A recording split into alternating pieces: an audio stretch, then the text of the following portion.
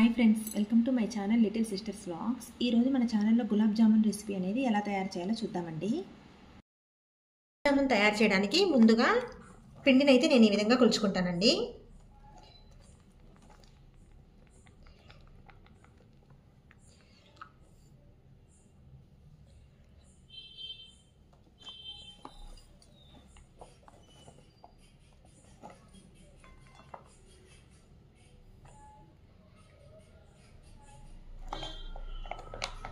నేను తీసుకున్న పిండి అయితే ఈ గ్లాస్తో 2 గ్లాసెస్ ఉంది. ఇప్పుడు కాచి చల్లార్చిన పాలను తీసుకొని పిండిని కలుపుకోవాలండి.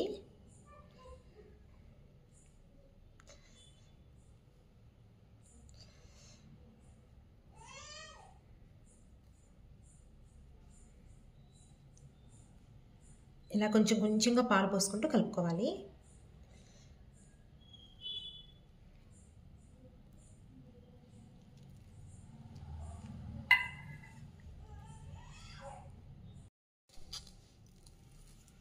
చూడండి, గులాబ్ జామున్ పిండి అనేది ఈ విధంగా కలుపుకున్నాను. చూడండి, ఇంకా కూడా చేతులు కతుక్కుంటుంది.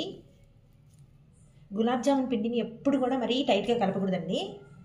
ఇప్పుడు దీనిలో ఆయిల్ వేసుకుంటాను.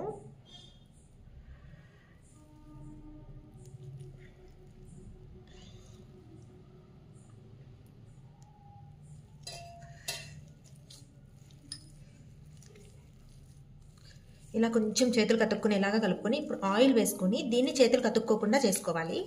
దీనివల్ల గులాబ్ జామ్ అనేది సెంటర్లో కూడా టైట్గా లేకుండా చాలా సాఫ్ట్గా వస్తుంది.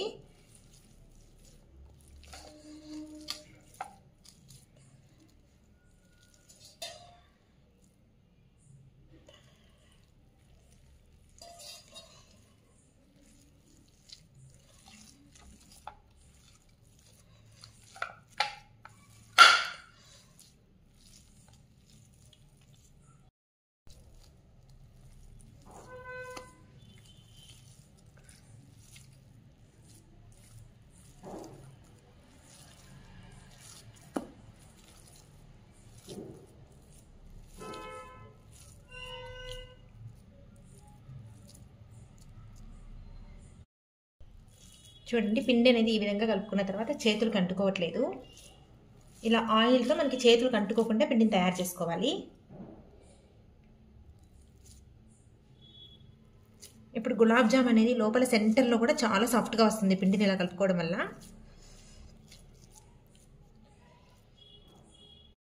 పిండిని ఈ విధంగా కలుపుకున్న తర్వాత మూత పెట్టేసి ఒక ½ గంట వరకు పక్కన పెట్టేయాలి. అక్కడ పిండి అనేది సెట్ అయ్యేలోపు మనం స్టవ్ పై గిన్నె పెట్టుకోవాలండి. 1కి 2 గ్లాసు చొప్పున చక్కెర వేసుకుంటున్నాను. నేనైతే 2 గ్లాసుల పిండిని కలుపుకున్నాను కాబట్టి 4 గ్లాసులు చక్కెర వేసుకుంటాను.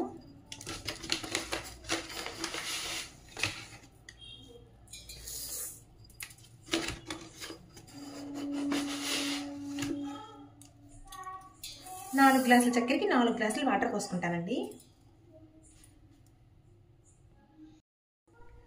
మనం మెజర్మెంట్ కనుక కప్పుతో తీసుకున్నట్లయితే 1 కప్పు పిండికి 2 కప్పుల చక్కెర.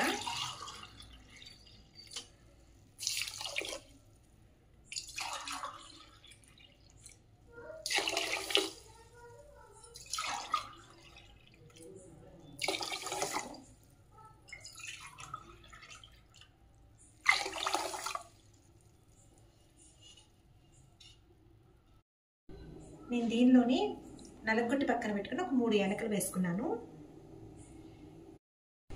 ఈ గులాబ్ జామ్కి ఎటువంటి పాకం అవసరం లేదండి. ఈ వాటర్ అనేది తెలిసిన తర్వాత ఒక 5 మినిట్స్ నుంచి స్టవ్ ఆఫ్ చేసుకుంటే సరిపోతుంది.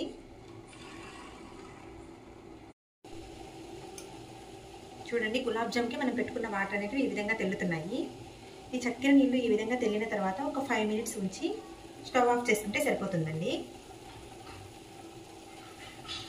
పాకం కనుక చేసామంటే మళ్ళీ తిరిగి చక్కెర అనేది గడ్డగట్టేస్తుంది.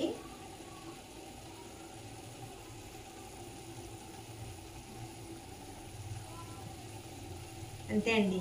ఇక స్టవ్ ఆఫ్ చేసుకొని మూత పెట్టి పక్కన పెట్టుకోవాలి.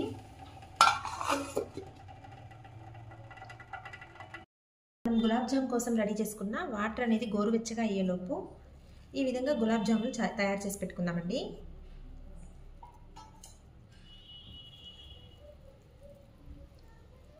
వీటిని క్రాక్స్ రాకుండా నీట్గా రౌండ్ చేసుకోవాలండి. మెయిన్ పిండి కలుపుకునే దాంట్లోనే గులాబ్ జామ్ అనేది చాలా సాఫ్ట్గా వస్తాయండి.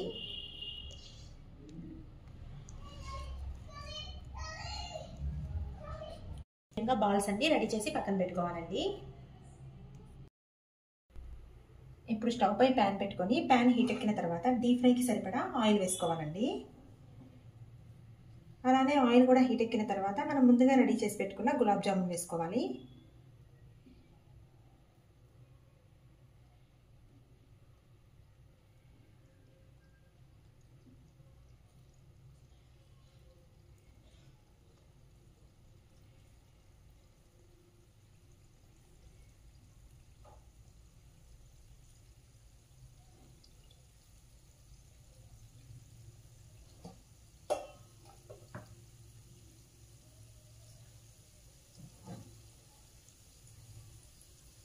ఈ గులాబ్ జామున్ని ఫ్రై చేసుకునేటప్పుడు ఫ్లేమ్ అనేది మీడియంగా ఉండేలా చూసుకోవాలండి.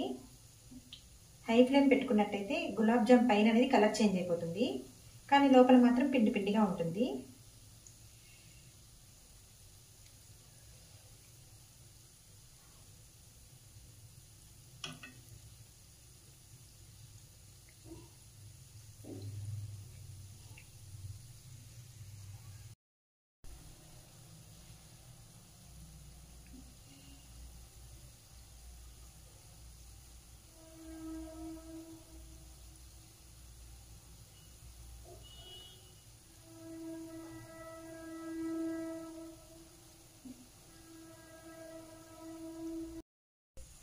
చూడండి, గులాబ్ జామ్ అనేది ఈ విధంగా కలర్ చేంజ్ అయిన తర్వాత వేరే బౌల్లోకి వేసుకోవాలండి.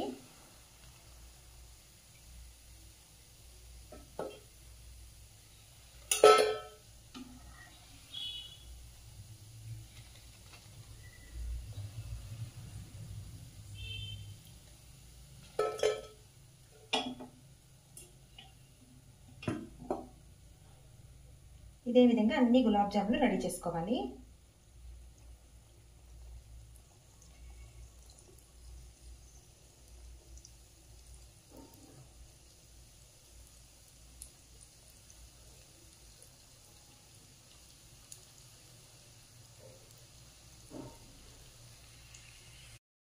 ఈ విధంగా రెడీ చేసుకున్న గులాబ్ జాములని మనం ముందుగా రెడీ చేసి పక్కన పెట్టుకున్న చక్కెర జీరాలో వేసుకోవాలండి.